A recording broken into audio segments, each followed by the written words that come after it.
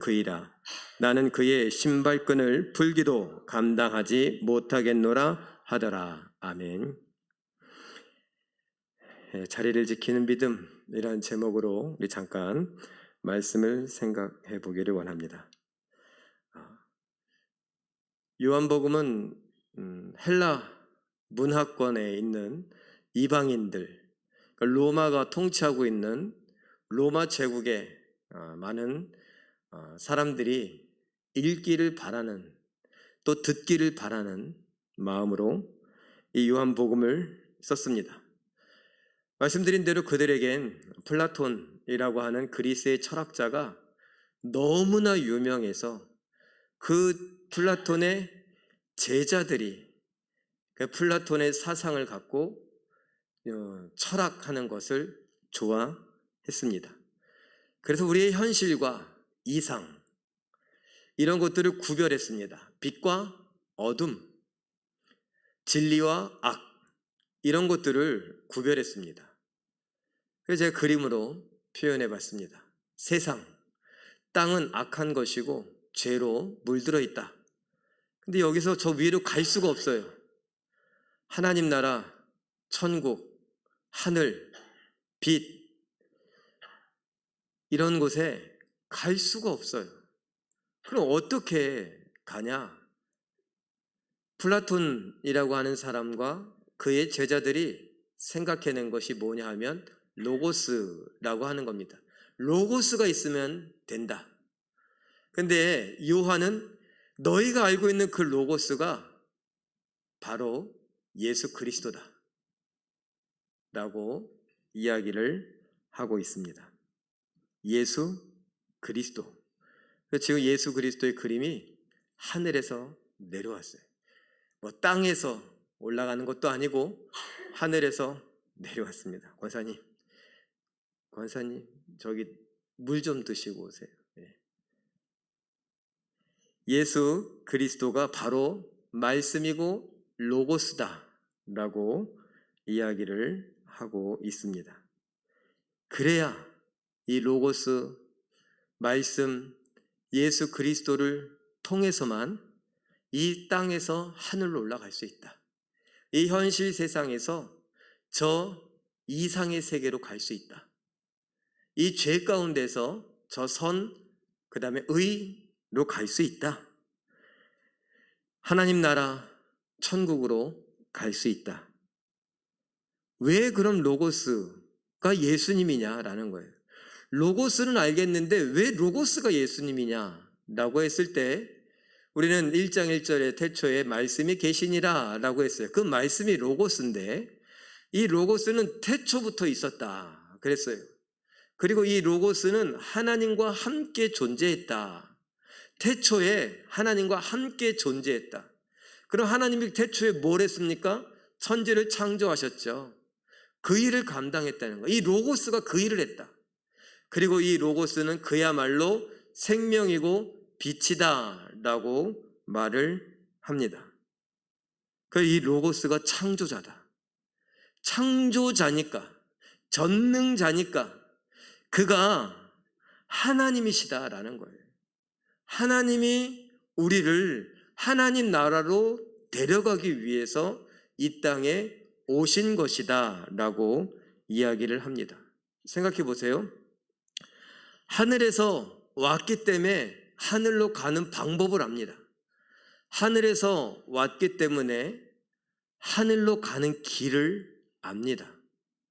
그래서 예수님이 뭐라고 했죠? 나는 곧 길이요 진리요 생명이다 라고 말씀하셨어요.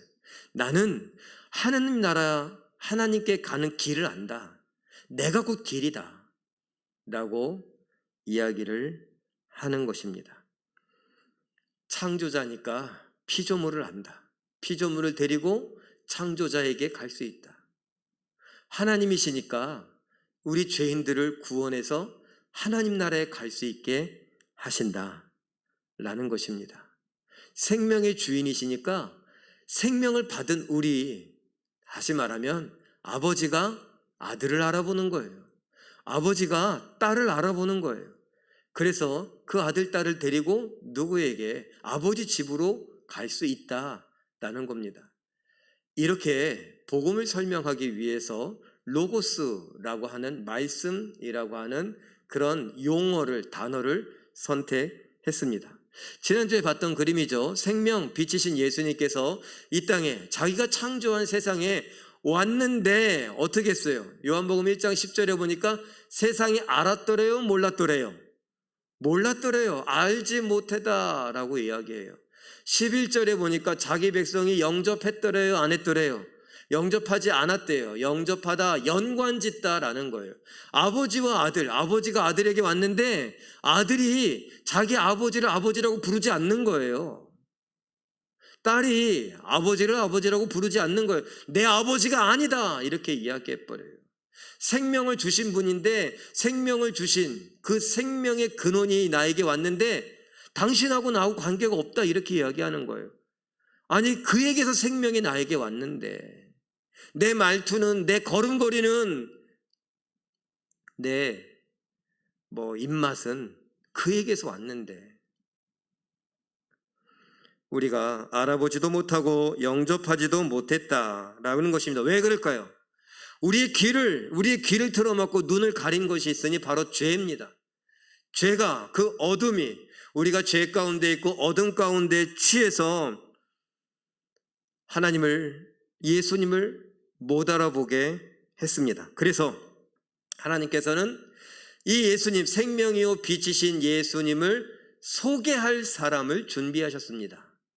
이 사람을 소개할 사람을 준비하셨는데 그 사람이 누구냐? 우리가 알고 있는 세례 요한이라고 하는 거죠. 자, 그림을 하나 보겠습니다. 세례 요한입니다. 1장 6절에서 7절까지 이 요한에 대한 설명을 하는데, 요한 그랬으니 우리는 요한복음을 쓴 사도 요한과 세례 요한 이름이 같아요. 그래서 구별하기 위해서 사도 요한이라고 말하고 세례 요한이다 말하고 세례자 요한이라고도 합니다.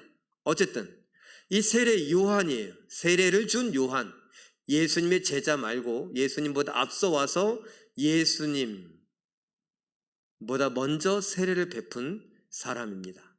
자, 근데 이 요한에 대해 설명하는데 하나님이 보내셨다라고 말해요. 하나님이 보내신 자는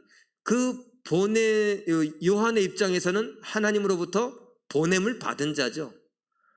그래서 이것을 뭐라고 하느냐? 사도라고 말해요. 그런데 요한은 세례 요한이라고 말하잖아요. 사도 요한과 구별하기 위해서. 그런데 엄밀히 따지면 이 사람도 보냄을 받았기 때문에 이 사람도 사도 요한이에요. 보냄을 받은 요한이에요. 누가 보냈어요? 하나님이 보내셨어요. 하나님이 왜 보내셨는가? 보낼 때에는 이유가 있죠. 어머니가 아이들더러 야, 저 슈퍼에 좀 갔다 와 라고 했는데 슈퍼에 왜 가요? 그냥 가서 내가 왜 왔지? 그러면 내가 엄마가 시킨 일을 한 거예요? 못한 거예요? 못한 거죠. 엄마는 분명히 말씀하십니다. 야, 가서 콩나물 500원어치 사와. 예를 들어 그랬다고 해봐요. 그러면 콩나물 500원어치를 가서 사오는 게 내가 보냄을 받은 사람으로서 내 일을 다 한 거죠. 이 보냄을 받은 세례 요한은 빛에 대하여 증언하고 나타내라. 빛이 누구인지, 예수가 빛이라는 것을 증언하고 나타내야 할 사명이 있었습니다. 또 왜 그렇게 하냐? 그 빛을 믿게 하려고, 예수님을 믿게 하려고. 이 글을, 이 복음서를 쓰고 있는 사도 요한도 왜 이 요한복음을 쓰고 있느냐? 믿게 하려고, 바로 믿게 하려고, 잘못 믿는 게 아니라 바로 믿게 하려고 이 요한복음서를 쓰고 있는 거죠. 보냄을 받은 자, 하나님이 보내셨어요. 이 보냄을 받은 요한의 임무가 무엇이냐? 야, 넌 가서 세상 사람들에게 빛이 누구인지, 예수님이 빛이라는 걸 잘 증언해줘라. 그리고 예수님이 빛이라는 걸 드러내줘라. 그리고 사람들이 예수를 믿을 수 있게 해줘라. 다른 말로 아까 제가 쉽게 얘기했죠. 생명의 빛이신 예수님이 왔는데 못 알아봐요. 그러니까 여보세요. 이분이 빛이시라고요. 이분이 생명이에요. 우리가 기다리고 있던, 우리를 천국으로 안내할 로고스, 바로 그가 이 사람입니다 라는 것을 알려주어야 했습니다. 그런데 여기서 확인해야 할 부분이 있어요. 잊지 말아야 할 부분이 있습니다. 요한 자신도 그렇고 우리들도 그래요. 예수님 당시에, 요한 당시에 사람들도 그랬고 지금 우리들도 똑같이 잊지 말아야 할 것이 있습니다. 무엇이냐? 우리 요한복음 1장 8절 말씀입니다. 읽어보죠. 시작. 그는 이 빛이 아니요 이 빛에 대하여 증언하러 온 자라. 아멘. 이거예요. 예수님에 대해서 한참 이야기하고 이 사람이 로고스입니다. 예수님이 우리의 로고스입니다. 이것을 막 설명하는데 우리의 빛이십니다. 우리의 생명입니다. 막 설명하다 보니까 이적도 일어나기도 하고 막 권위도 있고 사람들에게 인기도 끌기도 하고 그래요. 그런데 잠깐, 이 사람은 빛이 아니라는 거예요. 지금 이 사람이 뭘 하고 있는지 잘 봐라. 이 사람은 빛에 대하여 설명하고 있고 빛에 대해서 소개하고 있지 빛이 아니라는 거예요. 이 사람은 하나님이 아니다. 이 사람은 사람 요한이다 라는 거예요. 요한 자신도 알아야 됐어요. 내가 인기를 끌다 보니까 내가 빛인지 내가 생명인지 내가 하나님인지 착각할 수 있죠. 착각은 자유예요. 저도 착각에 빠졌던 적이 있어요. 뭐냐면요, 제가 아직까지도 좋아하는, 여러분들은 잘 모르는 사람이 있어요. 그 사람은 영웅이에요. 그 사람을 히어로라고 불러요. 그 사람의 사람들이, 제 또래의 사람들이 뭐라고 부르냐면 슈퍼맨이라고 불렀어요. 그래서 제 또래의 사람들은 이 어머니들이 쓰시던 보자기를 목에다 메고 적어도 쓰레기통, 시멘트로 만든 쓰레기통 위에서 이러고서 뛰어내리고 이러고 뛰어다니는 게 다반사였어요. 저는 가끔 제가 슈퍼맨이 돼서 하늘을 날아다니는 꿈을 꾸기도 해요. 최근 3년 동안은 스트레스가 때문에 그런지 그런 꿈을 아직 못 꿨는데, 어쨌든 제가 예전에 신방을 가다가 여러분에게 말씀드렸어요. 이렇게 승합차하고 부딪혔어요. 승합차의 백미러가, 사이드 미러가 이렇게 부서졌어요. 그런데 저도 모르게 이거 어떠지? 그러고서 빠른 걸음으로 그 자리를 피하려고 뺑소니를 치려고 그랬어요. 그런데 제 옆에 가시던 여전도사님이 전도사님, 예? 전도사님 큰일 나요. 저 사람이 지금 뺑소니 치고 가는데 왜 그냥 가요? 붙잡아야지. 제가 뺑소니 치고 있었는데 왜 저는 괜찮고 그 차는 부서져갖고 역주행하고 오는데 저를 붙였거든요. 그리고 나서 제가, 맞네, 저 사람이 날 친 건데 근데 나는 멀쩡하고 저 차가 부서졌으니 야, 내가 꿈대로 내가 슈퍼맨이 아닌가? 이런 착각을 자유롭게 한 적이 있었더래요. 여러분은 지금 요한이 많은 사람 앞에 서서 예수님에 대해서, 빛에 대해서, 생명에 대해서 이야기하다 보니 사람들이 귀를 기울이고 인기를 제법 끌게 돼요. 근데 잊지 말고 확인해야 될 게 뭐라고요? 그는 빛이 아니다 라는 거예요. 하나님께서 말씀하신다면, 요한아, 너는 빛이 아니잖아? 왜 네가 으쓱하고 있어? 왜 네가 지금 이런 사람들의 인기를 누리고 취하고 있어? 아니야. 이렇게 확인시켜주고 있는 것입니다. 그런데 이쯤에서 사도 요한은 이 내용을 아니까 요한복음 1장 8절에서 그 내용을 기록한 거예요. 그는 빛이 아니다 라고요. 역사를 통해서 예수님과 함께 생활하다 보니까 세례 요한은 거기까지다 라는 것을 알게 됐던 거죠. 사람들에게 인기가 아무리 많아도 말이에요. 그래서 그는 빛이 아니다, 빛에 대해서 증언하러 온 사람이다 라고 기록을 해놨습니다. 자, 그건 그렇다 치고 사람들이 이 사람이 이렇게 인기를 끌고 이 사람이 참 뭔가 경건해 보이고 세상과 좀 담쌓고 거룩해 보인단 말이에요. 그의 외침에 뭔가 힘이 있는 것 같단 말이에요. 그래서 궁금했습니다. 유대인들이 예루살렘에서, 이때 유대인들이다 라고 하는 것은 대부분 바리새인들을 말합니다. 특별히 요한복음에서 유대인이다 라고 말할 땐 바리새인이다 라고 읽어도 무방합니다. 그리고 뒷부분에 가서 그들을 보낸 자들이 유대인이 바로 바리새인이다 라고 말하는 것으로 제 이야기가 근거가 있습니다. 자, 유대인들이 예루살렘에서 바리새인들이 예루살렘에서 레위인과 제사장들을 보냅니다. 보내면서 저 사람의 정체 좀 알아봐라. 저 사람이 도대체 뭔데 무슨 권위로 저렇게 세례를 주며 사람들이 하지 않는 일을 하며 하지 않는 외침을 외치고 있느냐 물어봐라. 뭐라고 물어볼까요? 선지자냐고 물어보고 뭐 이렇게 물어봐라. 자, 그래서 물어봅니다. 1번 네가 그리스도냐? 라는 거예요. 이거는 헬라어예요. 사실 헬라어로 이렇게 말하진 않았을 거예요. 자기들끼리 말할 테니까 아람어로 메시아냐? 저 사람이 우리가 기다리는 메시아냐? 라고 물어보는 거예요. 그리스도냐? 똑같은 말이에요. 그럴 때 대답이 아니, 난 아니야. 이렇게 대답합니다. 그래, 그 두 번째는 뭐라고 물어볼까요? 그러면 가서 엘리야냐고 물어봐라. 선지자 중에 대장격이 되는 엘리야, 제일 유명한 엘리야. 엘리야냐고 물어봐라. 네가 엘리야냐? 그랬더니 대답이 아니, 난 엘리야 아닌데. 그래? 그럼 넌 선지자냐? 세 번째로 물어봅니다. 그랬더니 그 질문에도 똑같이 아니, 난 아니야. 이렇게 대답하는. 물어볼 거 다 물어봤어요. 그리스도냐? 메시아냐?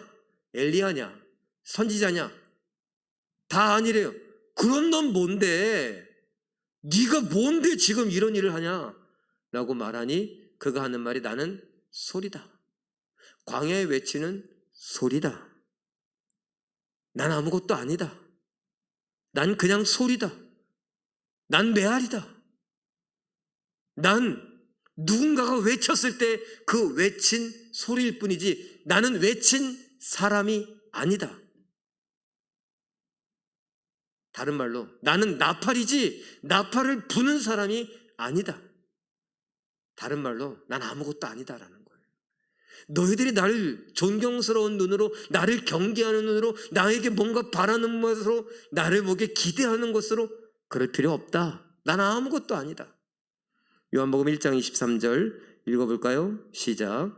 나는 선지자 이사야의 말과 같이 주의 길을 곧게 하라고 광야에서 외치는 자의 소리로라 하니라. 난 소리일 뿐이다.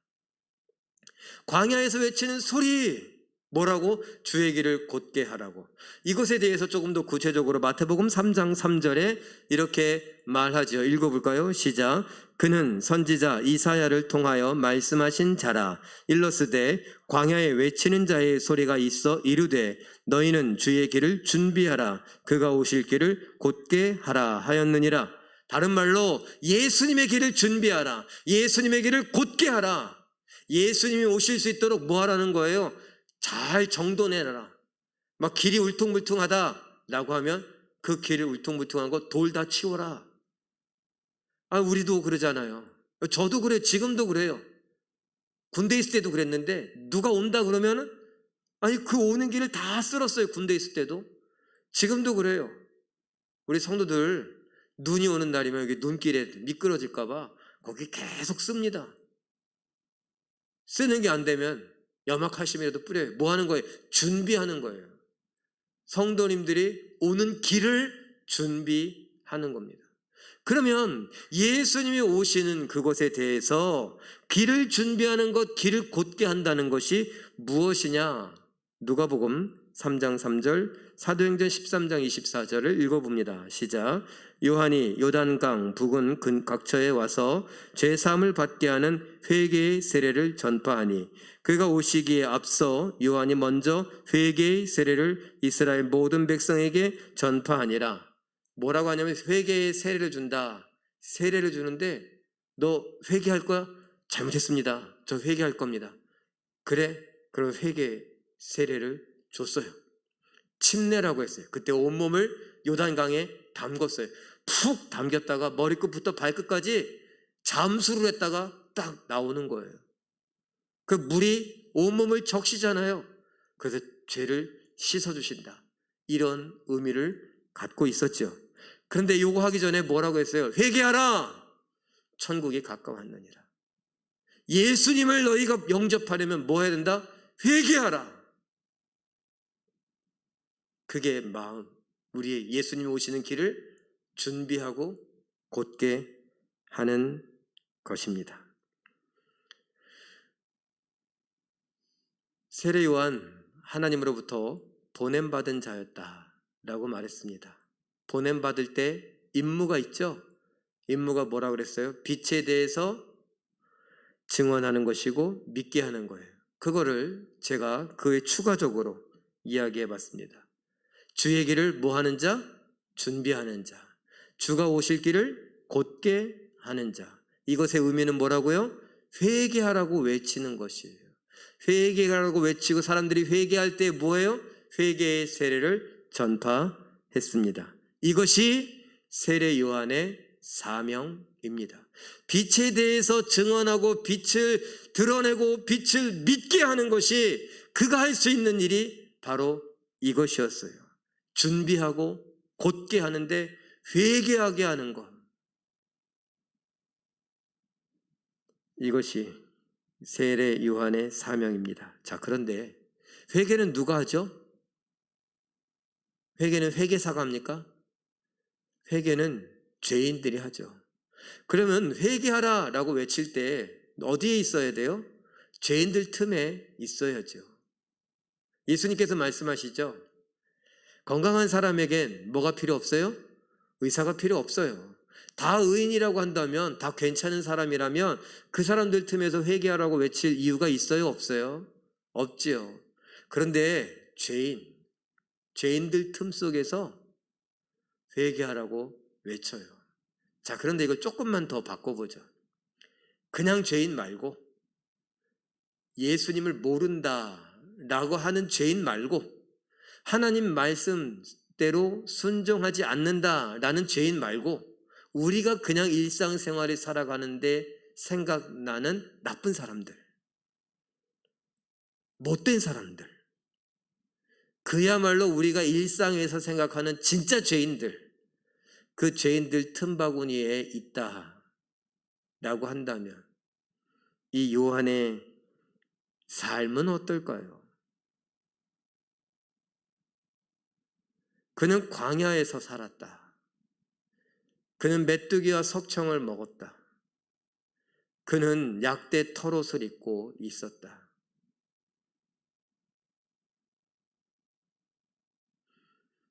왜 요한은 그래야 돼요? 요한도 좀 좋은 옷 입으면 안 돼요? 요한도 사람인데 좀 맛있는 것 먹으면 안 돼요? 이스라엘 백성들 하나님의 임재를 본 구름 기둥과 불 기둥 그 광야 생활할 때에 그 광야에서 만나 메추라기 그 만나는 하늘의 음식이에요. 먹어본 적이 없어요. 야, 살다 이렇게 맛있는 걸? 그런데 그 맛있는 게 종합 영양제가 영양 7대 영양소 5대 영양소 다 들어있어요. 그런데 나중에 뭐라 그래요? 야, 이게 또 물린다. 아, 이것도 물린다. 그럼 뭐 먹었으면 좋겠대요? 부추와 외와 수박과 강장제, 정력제 이런 거 먹고 싶대요. 참. 그런데 요한은 안 그랬겠냐고요. 요한은 그럴 권리가 없나요?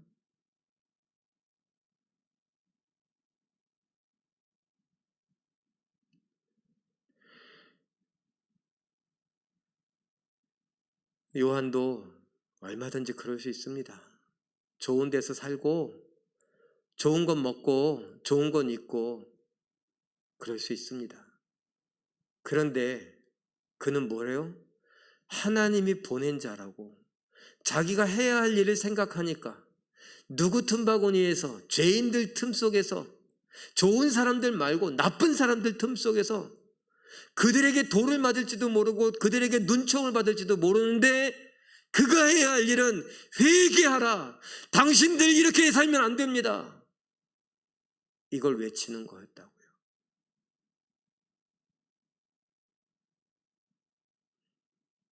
내가 여기 왜 왔는지 그 이유를 너무나 정확하게 알고 있는 거죠. 그런데 몇 구절 더 볼까요? 1장 26절에서 27절 자막을 보고 읽어보죠. 시작. 요한이 대답하되 나는 물로 세례를 베풀거니와 너희 가운데 너희가 알지 못하는 한 사람이 섰으니 곧 내 뒤에 오시는 그이라. 나는 그의 신발끈을 풀기도 감당하지 못하겠노라 하더라. 내 뒤에 오는 사람이 있는데 그 사람은 왕과 같고 신과 같다. 그래서 나는 그의 신발끈도 건드리지 못할, 나는 아무것도 아니다, 이런 생각을 갖고 살아야 된다고. 인기질 끈다고 넌 빛이 아니다. 알아요, 내가 빛이 아닌 거. 근데 사람이니까 아까 얘기한 대로 착각할 수 있잖아요. 착각하지 마라. 넌 그러라고 내가 보낸 게 아니다. 넌 빛이 아니다. 예, 빛이 아닙니다. 너희들 중에 한 사람, 너희가 알지 못하는 사람이 있다. 그 사람은 내가 기다리는 사람이고 너희가 기다려야 할 사람이다. 내가 만나야 할 사람이고 너희가 만나야 할 사람이다. 그야말로 로고스다, 그리스도다, 메시아다. 우리를 하나님께로 이끌어갈 사람이다. 그래서 난 그 사람 신발끈도 내가 이렇게 묶어줄 수 없는, 만질 수 없는 그런 하찮은 사람이고 그는 귀한 사람이다 얘기합니다. 하나 더 해볼까요? 요한복음 1장 31절 읽어봅니다. 시작. 나도 그를 알지 못하였으나 나도 그를 본 적이 없어 알지 못하지만 내가 와서 물로 세례를 베푸는 것은 그를 이스라엘에 나타내려 함이라. 이게 무슨 말이에요? 본 적도 없대요. 자기도 모른대요. 너희 가운데 너희가 알지 못하는 한 사람이 있다 라고 말했는데, 이렇게 보고서 저 사람이다, 내가 옛날에 봤다, 이러면 얼마나 좋아요. 근데 못 봤어요. 요한도 요즘 말로 확신이 없어요. 저예요, 저. 확신이 없어요. 예수님 본 적이 없어요. 하다못해 은사도 없어요. 아무것도 없어요.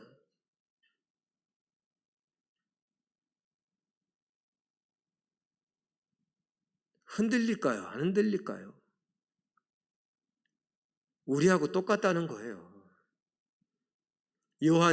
세례 요한이 무슨 은사 체험을 하고 성령이 막 충만해갖고 막 어쩔 줄 모르고 막 무섭지도 않고 두렵지도 않고 슬프지도 않고 배고프지도 않고 춥지도 덥지도 않고 진짜 슈퍼맨처럼 초인적인 그런 힘을 갖고 있는 사람이 아니라는 거예요. 그나 나나 똑같아요. 그도 본 적 없대요. 그도 모른대요. 여러분 뭐라 그래요? 우리가 예수 복음을 전하자고 할 때 나 잘 몰라서. 우리가 이 땅에 왜 왔어요? 한 20년 부모님 그늘 아래서 행복하게 안전하게 살다가 한 20년은 열심히 일하다가 한 3, 40년은 은퇴 후에 편안하게 살자고 그렇게 여행도 다니고 이것저것 좋은 것 보고 살면서 가보고 싶은 거 100곳, 살면서 먹고 싶은 거 100개, 살면서 봐야 할 영화 100개, 살면서 읽어야 할 책 100권, 뭐 이런 거 버킷리스트 작성하고 그런 거 하는 재미로 살려고 이 땅에 왔습니까? 예수님은 분명히 말씀하세요. 가라! 땅끝까지라도 가서 모든 민족에게 가서 내 증인이 되라. 그들을 제자 삼아라. 제가 가끔 말씀드리잖아요. 왜 바빠요? 왜 힘들죠? 허리는 왜 아파요? 무릎팍은요? 눈은 왜 침침해졌고 기억력은 왜 가물가물해졌죠? 스트레스 때문이라고요? 그 스트레스는 대부분 뭐 때문에 받고 있습니까? 복음 전하는 것 때문에 스트레스 받습니까? 복음 전하는 것 때문에 혹시 무릎팍이 아프십니까? 복음 전하다 보니 눈이 침침해졌고 복음 전하다 보니 귀가 잘 들리지 않게 됐고 복음 전하다 보니 어느새 내 이마에 주름살이 생기고 내 머리가 희끗희끗해지고 내 기억력이 쇠해지고 그랬습니까?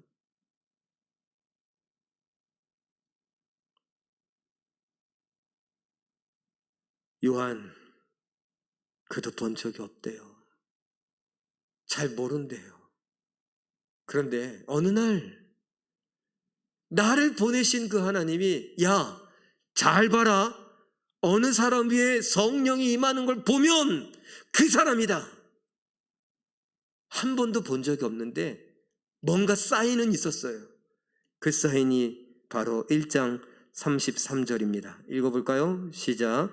나도 그를 알지 못하였으나 나를 보내어 물로 세례를 베풀라 하신 그이가 나에게 말씀하시되 성령이 내려서 누구 위에든지 머무는 것을 보거든 그가 곧 성령으로 세례를 베푸는 이인 줄 알라 하셨기에 내가 보고 그가 하나님의 아들이심을 증언하였노라. 난 본 적이 없다 그랬죠? 제가 그냥 한 얘기가 아니에요. 원어를 보면 보고 안다라는 의미가 있는데 내가 모른다. 내가 본 적이 없는 거예요. 나도 알지 못하는데 그 알지 못한다는 말에 내가 본 적이 없어 알지 못한다 이런 의미가 포함되어 있어요. 그래서 그렇게 얘기한 거예요. 내가 본 적 없어 그를 알지 못하는데 나를 보내시고 나에게 세례를 주라고 하신 그가 나에게 성령이 임하는 그 사람이 바로 그 사람이다. 그가 빛이고 그가 생명이고 그가 그리스도고 메시아고 그가 하나님이다. 그래서 내가 지금 봤다. 성령이 저 사람 위에 있는 걸 봤다. 그가 하나님의 아들이시다. 나를 보내신 이가 그렇게 말씀하셨으니까 그 사람이 그런다. 근데 세례 요한 지금 뭐 하고 있어요? 세례 요한의 삶이 어떻다고요? 다른 사람하고 달라요. 그도 먹고 싶은 거 먹었으면 얘기가 좀 달랐을 텐데, 그도 하고 싶은 대로 하며 살았으면 얘기가 좀 달랐을 텐데, 그도 입고 싶은 그때 패셔너블한 그런 옷을 입고 다녔으면 좀 달랐을 텐데, 그는 그런 거 하지 않았어요. 편안한 곳에 살고 싶지 않았어요. 아니, 살 수가 없었어요. 먹고 싶은 대로 마음껏 먹지요 못했어요. 입고 싶은 대로 패셔너블하게 그렇게 입지 못했어요. 왜? 나를 보내신 이가 나에게 분명한 사명을 줬고 그 사명 감당하려니까, 예수를 드러내려니까, 예수를 증언하려니까 그렇게 하면 안 된다는 걸 알았어요. 그리고서 이제 나를 보내신 이가, 나를 이렇게 살게 하신 이가, 나에게 이런 사명을 주신 이가 말씀하셨는데 바로 이 사람이다 라고 말할 때 그 삶이 세례 요한의 옷차림이, 세례 요한의 먹는 음식이, 세례 요한이 사는 모습이, 네가 이렇게 사는 이유가 이거였어? 라고 되는 거죠.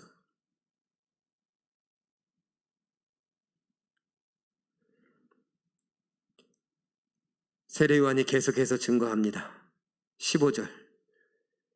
그는 내 뒤에 오시나 나보다 먼저다. 왜? 26절. 그는 너희가 알지 못하는 사람이다. 알지 못하는 한 사람이다. 그런데 27절.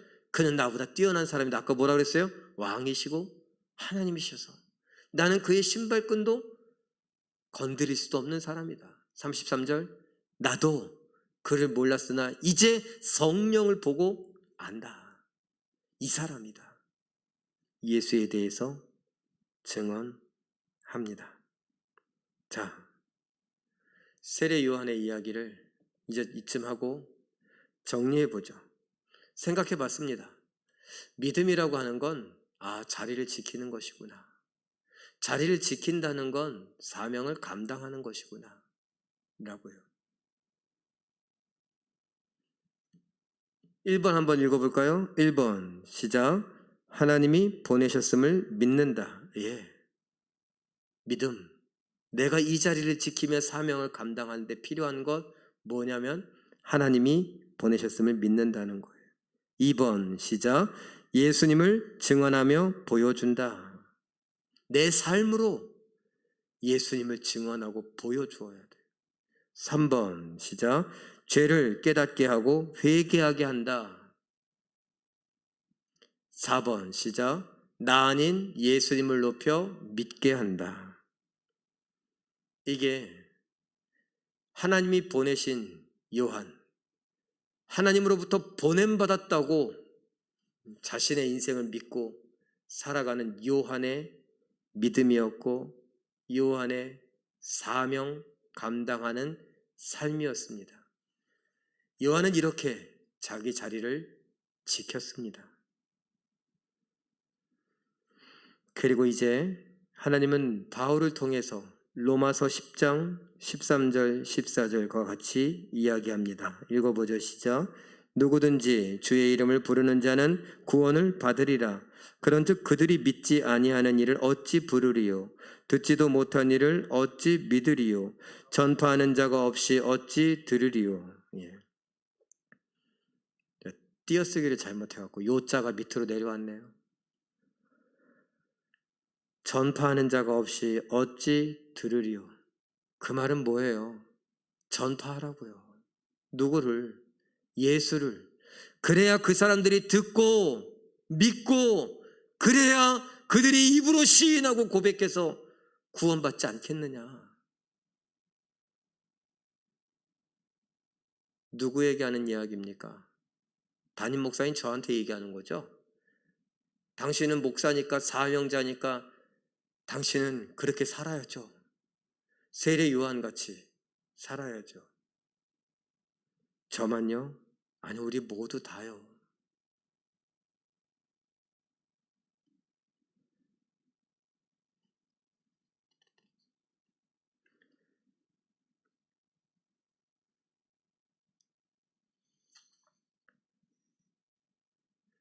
전 고민이 참 많습니다.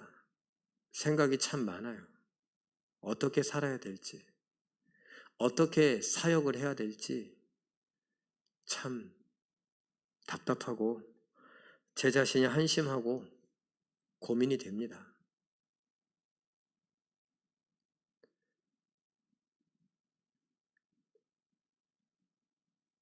믿음이라는 게 뭔지 진짜 헷갈립니다.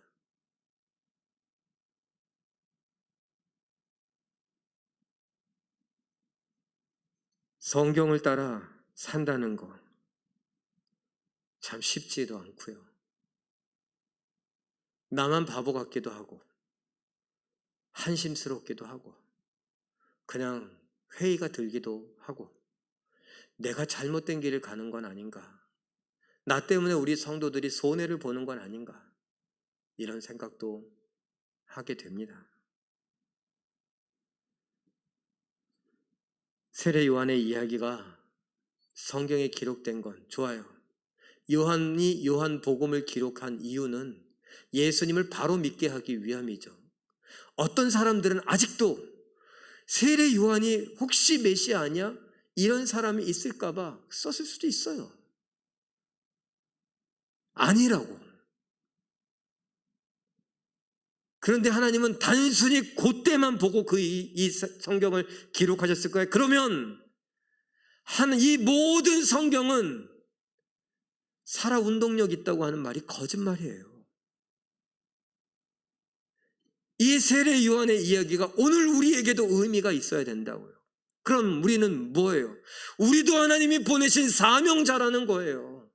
그냥 단순히 당신은 사랑받기 위해 태어난 사람, 세상에서 사랑 많이 받다가 너무너무 행복해갖고 어쩔 줄 몰라 하다가 그러다가 병들어 이제 뭐 진짜 9988 234 99세까지 팔팔하게 살다가 2, 3일 잠깐 예의상 아프고 유언할 거 다 하고 그리고 자면서 그렇게 죽는 게 복이다. 그건 예수 안 믿는 사람들이 하는 얘기예요. 그건 복이다 아니다 말할 게 아니라 내가 사명을 감당했느냐 안 했느냐. 왜 사명 감당해요? 나는 당신은 사랑받기 위해 태어나서 얘 사랑받기 위해 태어났어요. 하나님의 사랑을 듬뿍 받았어요. 하나님의 형상을 입었어요. 하나님의 형상 닮게 만들어졌어요. 하나님께서 자기 자신보다 나를 더 귀히 여겨서 자기는 죽고 나는 살리셨다고요. 나를 저 죄 가운데서 사망의 음침한 골짜기에서 나를 건져내어 천국으로 이끌어 가셨다고요. 고맙지 않으세요? 고맙고 감사해서 그 사랑이 너무 겨워서 나 뭐라도 해야겠다고요. 생각해 보니까 나 보냄을 받았지. 나 가야 할 본향이 있지. 나 여기 왜 왔지? 예수님 말씀하시잖아요. 가라. 아버지가 나를 보낸 것 같이 나도 너희를 보내노니 가라. 가서 증인이 되어라. 그런데 시간이 없어요. 애들은 공부하느라 바쁘고 청년들은 일하느라 바쁘고 청년들만 그런 줄 알았더니 장년들도 일하느라 바쁘고 처자식 먹여 살리느라 바쁘고 남편 즐겁게 하느라 아내 즐겁게 하느라 부모 효도하고 공경하느라 자식들 잘 키우느라 너무너무 바빠요. 돈 벌어야 돼요. 하나님 생각할 시간이 없어요. 사명 감당할 시간 없어요.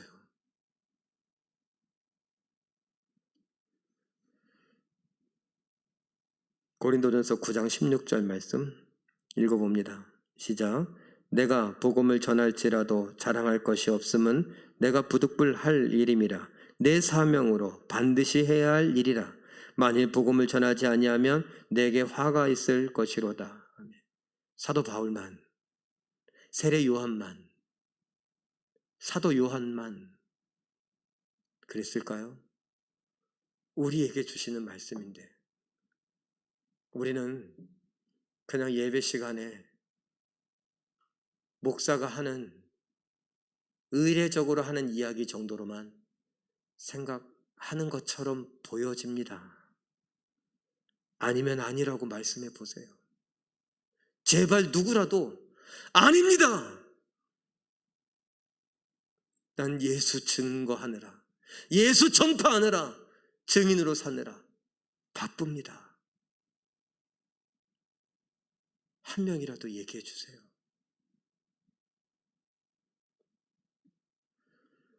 내가 부득불할 일이라. 번역을 이렇게 해놓으니까 내가 반드시 해야 할 일이다. 내가 죽더라도 해야 할 일이다. 밥은 못 먹어도 이 일을 해야 된다.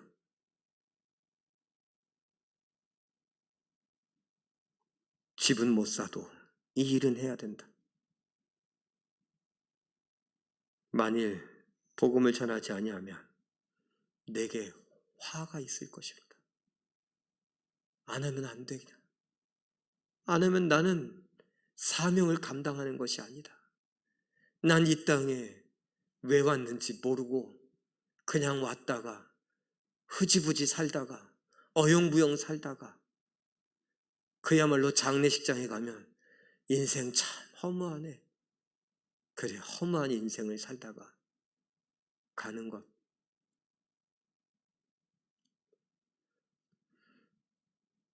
맞아요. 예수님은 이 길이 사람들이 많이 가는 길이 아니라고 하셨어요. 좁은 문이고 좁고 협착해서 험난해서 여기저기 무릎이 까지기도 하고 넘어지기도 하고 숙여야 되고 상처가 나기도 하고 자존심이 상하기도 하고 아무도 알아봐 주지 않기도 하고 인정이나 칭찬이나 박수를 받지 못할 수도 있어요.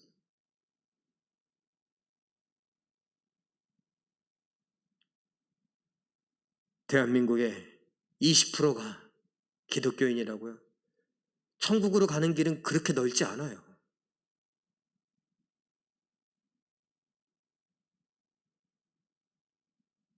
천국으로 가는 길은 좁은 문으로 가기 때문에 사람들이 가지 않는 길이라고요. 전도는 해야 되지만 그 중에 누가 천국 갈지는 몰라요.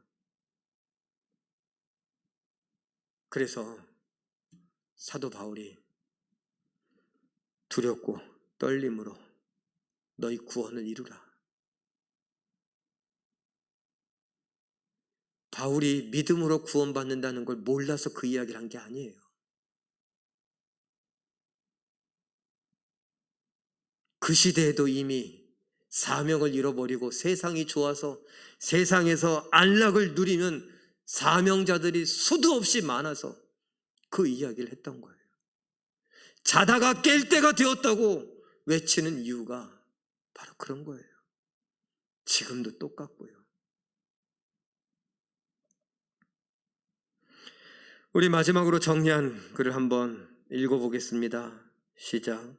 세례 요한은 회개를 외치며 예수님의 길을 준비하는 사명을 받고 하나님으로부터 보냄을 받은 하나님의 사명자입니다.